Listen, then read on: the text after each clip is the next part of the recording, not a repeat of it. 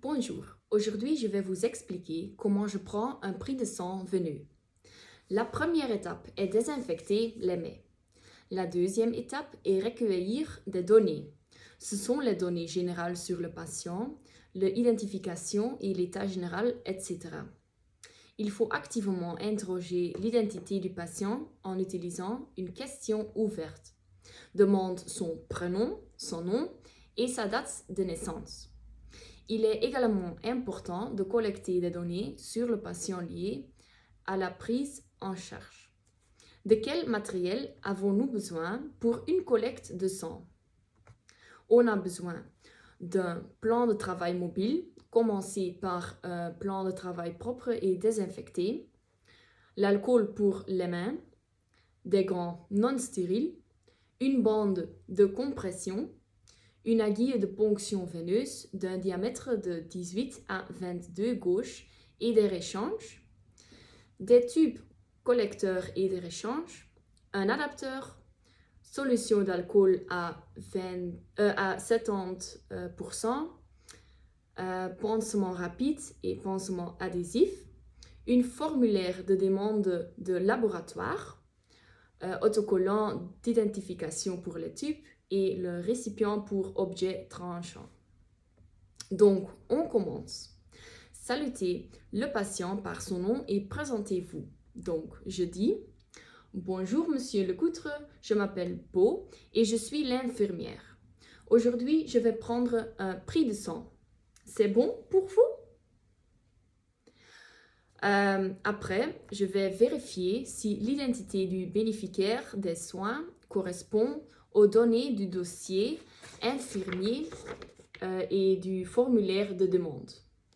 Donc, vous voulez me dire ton nom, ton prénom et la date de nécessaire, monsieur? Après, je vais rassurer le patient et informer-le correctement sur l'indication, la procédure et les conseils. Demandez au patient de prendre une position semi-assise ou couchée confortable. Offrez de l'aide si nécessaire. Si nécessaire, retirez les vêtements au niveau du site de ponction. Donc, c'est bon pour vous? Je vais choisir un bras. Donc, je vais choisir le bras à ponctionner, inspecter et palper les deux bras et choisissez le site de ponction. Donc, je regarde à gauche et à droite. Et après, essayez-vous à côté du lit du patient, du côté où vous allez vous injecter. Je vais désinfecter les mains et je vais utiliser une aiguille de sécurité. Apporter les autres nécessités à portée de main. J'ai aussi besoin de tubes pour le sang. Et je vais commencer.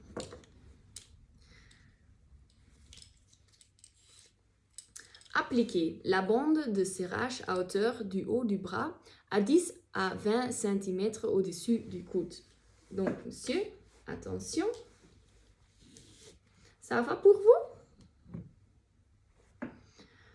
Demandez au patient de garder le bras tenu et de serrer le poing et de vérifier le pouls. Localisez une veine facilement accessible par palpation. Donc, je vais regarder. Après, je vais désinfecter le pot de manière circulaire en commençant par le site de ponction avec une solution d'alcool à 70% pendant 15 secondes. Donc, je vais désinfecter. Voilà. On porte des gants non stériles. C'est aussi important.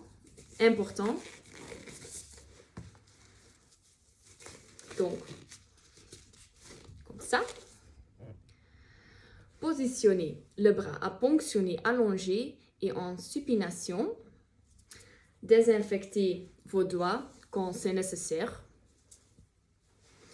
Et après, on va commencer. Je vais annoncer le JAP Donc, monsieur, attention, 3, 2, 1. De mouvement rapide, ponctionnez la veine à un angle de 15 degrés. Fixez l'aiguille en tenant bien le porte-aiguille et en le reposant sur le patient pour éviter la perforation. Après, je vais prendre mes tubes pour collecter le sang. Lorsque le sang coule dans le tube, demandez doucement au patient de relâcher son poing. Ne retirez le tube que lorsque le vide est épuisé. Donc, quand c'est fini, on a du sang. C'est bon. Ça va, monsieur?